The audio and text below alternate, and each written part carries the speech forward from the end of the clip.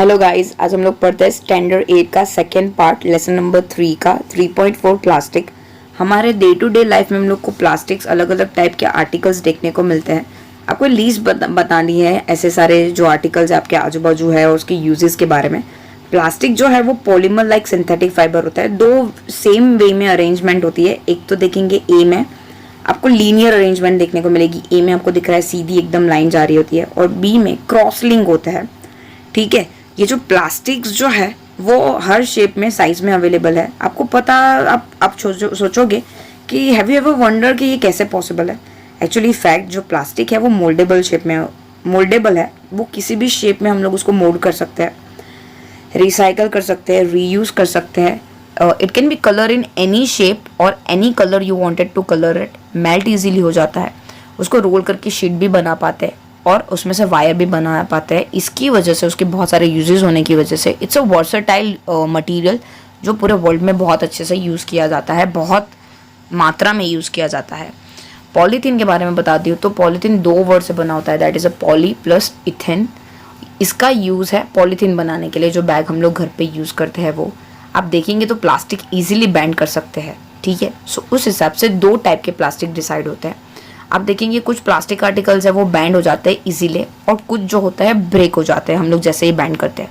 अभी आपने एक और चीज़ भी ऑब्जर्व की होगी कि आप बोतल में, गर्म पानी की बोतल में आप जैसे ही आप गर्म पानी डालोगे बोतल के अंदर तो वो पिचक जाता है, वो डिफॉर्म हो जाता है।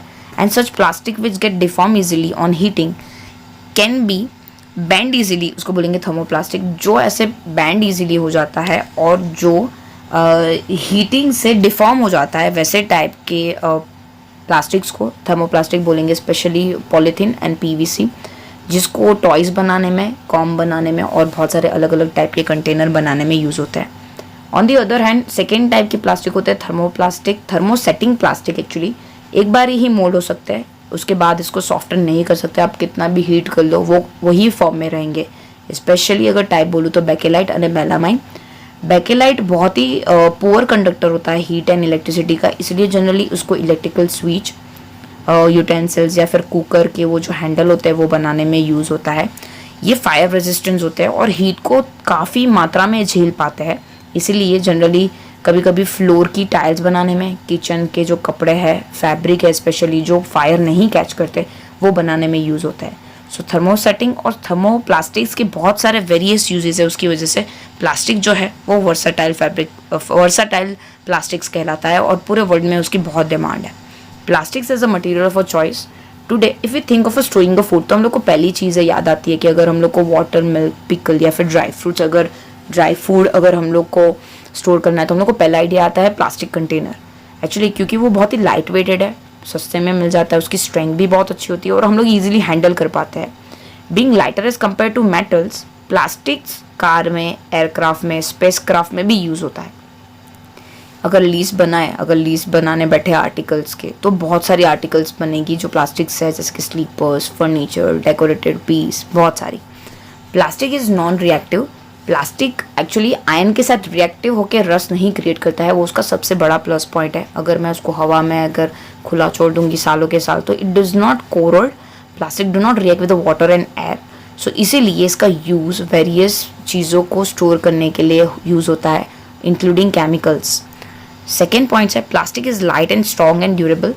आपकी पेरेंट्स या फिर आपको आपकी ग्रैंड पेरेंट्स से बात करनी है about all the type of buckets जो पास में यूज़ करते थे, पुराने ज़माने में यूज़ होते थे। वो लोग आपको बताएंगे कि वो ज़माने में बकेट और मग्स किस चीज़ के हुआ करते थे, एडवांटेज क्या थे प्लास्टिक कंटेनर यूज़ करने के। सिंस प्लास्टिक बहुत ही लाइट, स्ट्रॉन्ग और ड्यूरेबल है और वो किसी भी शेप में और साइज़ में अवेलेबल है, उसके बहुत सारे पर्पजेज़ है, उसके बहुत सारे यूजेज़ है। Plastics are generally cheaper than the metal. और दूसरा है इंडस्ट्रीज और हाउस होल्ड आर्टिकल्स में उसका यूज़ बहुत ही ज़्यादा है। आपको लीस्ट बनानी है, अगर आपको लीस्ट बनानी सूझ रही है कि चलो मैं प्लास्टिक का एक पूरा लीस्ट बनाता हूँ कि कौन कौन से वे में यूज़ होती है। नेक्स्ट देखते हैं plastics are the poor conductor. Plastic actually बहुत ही पुअर कंडक्टर है हीट एंड इलेक्ट्रिसिटी की। इलेक्ट्रिकल वायर इसी वजह से, जब वायर अगर आप देखेंगे इलेक्ट्रिसिटी के वायर के तो वो जनरली प्लास्टिक से ही बने होते हैं, जस्ट बिकॉज ऑफ वो प्लास्टिक्स के कवर से उसकी जो इलेक्ट्रिक शॉक लगने के चांसेस है वो रोक लेते हैं। Handle of a screwdriver are also made up of plastic. हम लोगों ने आगे ही देखा कि that is a handle of a fry pan भी हम लोगों ने प्लास्टिक से बनाया। उसकी वजह से क्या, उसकी पुअर कंडक्टिविटी हो जाने की वजह से हम लोग उसको यूज़ कर सकते हैं और वो गर्म भी नहीं हो जाता जल्दी। डिड यू नो, देखते हैं, plastics find extensive use in health care industries. Health care industries मतलब हॉस्पिटैलिटी बिजनेस में भी और हॉस्पिटल्स में भी ये बहुत ही ज़्यादा यूज़ होता है। एग्जांपल्स देखने जाए तो पैकेजिंग, टैबलेट के पैकेजिंग के लिए, थ्रेड जो स्टिचिंग के लिए यूज़ होते हैं उसके आगे पीछे जो थ्रेड वो यूज़ करने के लिए भी प्लास्टिक्स यूज़ होते हैं। इवन सिरिंज, डॉक्टर्स के ग्लव्स और बहुत सारे मेडिकल इंस्ट्रूमेंट है वो प्लास्टिक से बनाया जाता है।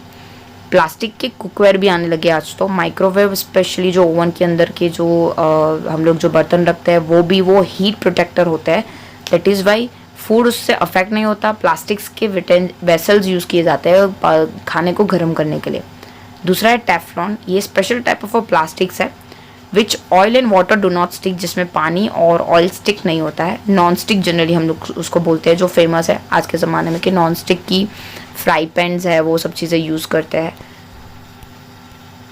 नेक्स्ट है fire roof plastics. Although synthetic fibre बहुत ही इजीली फायर कैच करते हैं, लेकिन इंटरेस्टिंगली है जानना कि जो यूनिफॉर्म ऑफ अ फायरमैन भी है ना, उसकी कोटिंग मेलानाइन प्लास्टिक से की जाती है ताकि वो रेजिस्ट कर पाए फायर की फ्लेम से। पूरे कपड़े तो नहीं पर उनका कोटिंग किया जाता है, उसकी वजह से वो फायर को इजीली कैच नहीं कर पाते, उनका आउटर सरफेस बच जाता है। क्योंकि अगर नेचर फाइबर पहनेंगे तो ऑब्वियसली पूरा कपड़े ही जल जाएंगे, तो उनके आउटर कवरिंग को मेलानाइन करके आर्टिकल्स से, एलिमेंट से कवर्ड किया जाता है, कोटिंग किया जाता है।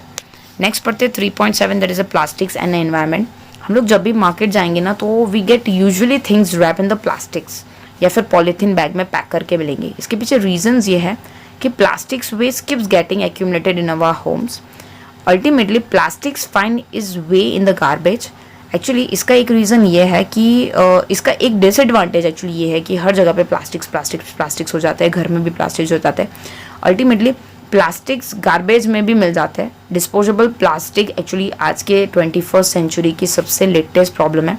मटेरियल जो इससे हिसाब से मैं आपको दो टाइप के मटेरियल के बारे में बताऊंगी, एक तो बायोडिग्रेडेबल और नॉन बायोडिग्रेडेबल।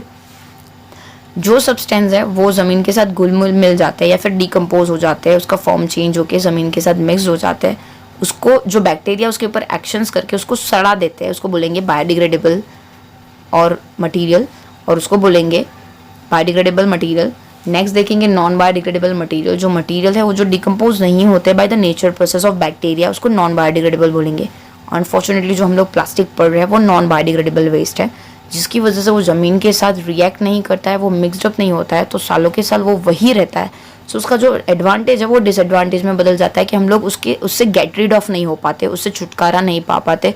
उसकी वजह से पूरा थीन लेयर बन जाता है अर्थ के ऊपर अगर जब हम उसको डिकम्पोज करने बैठे तो।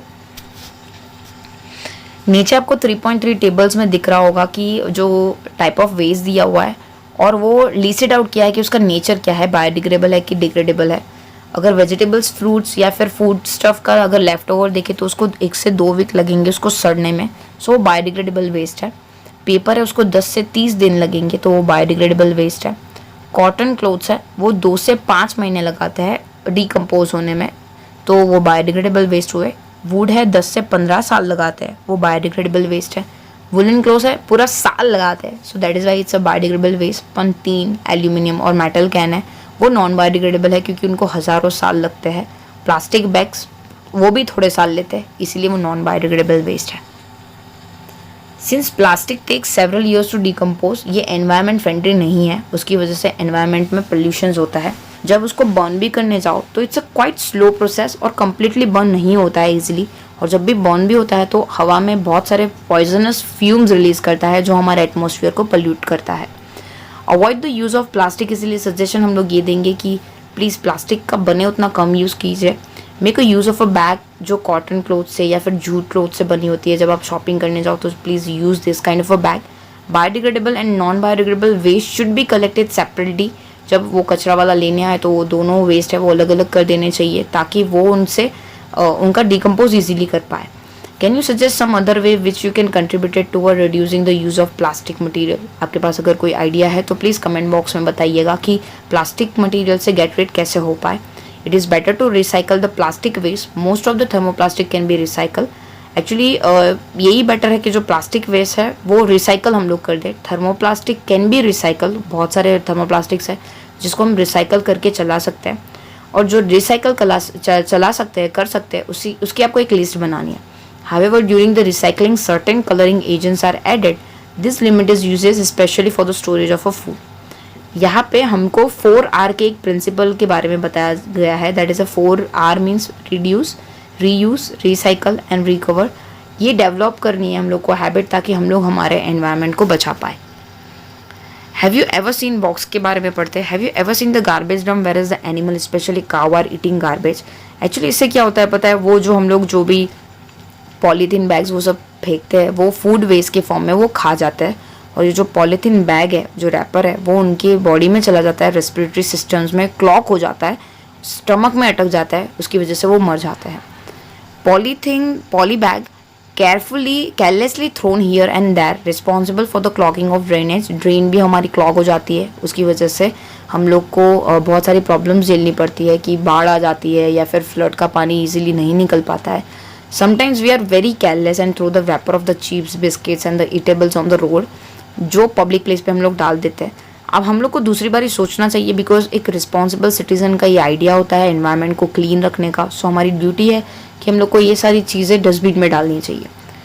फाइबर वाइज देखेंगे, do not throw plastic bags in the water bottles और on the road. Water bodies में नहीं डालनी चाहिए, वाटर बॉडीज़ में डालोगे तो ऑब्वियसली जो एनिमल्स है पानी के अंदर वो उसको खा लेंगे और वो मर जाएंगे, तो पानी को गंदा कर लेंगे, जो अल्टीमेटली वही पानी हमारे घर पे आता है प्योरीफाई करके, तो वो प्योरीफाई में टाइम लग जाता है। Take the cotton carry bags और the jute bags while going for the shopping करने जाओ तो प्लीज़ आप कॉटन बैग या फिर जूट बैग लेके जाओ। Try to minimize the use of plastic, जितना बन पड़े उतना कम, या फिर वापस से दोबारा वही बोटल्स को या फिर वही ग्लास को, वही जार को यूज़ कीजिए। Use a steel lunch box instead of plastic one. Thank you for watching. अगर आपको वीडियो पसंद आई है तो प्लीज़ लाइक कर दीजिए और ज़रूर बताइए कि आपको वीडियो कैसी लगी कमेंट बॉक्स में।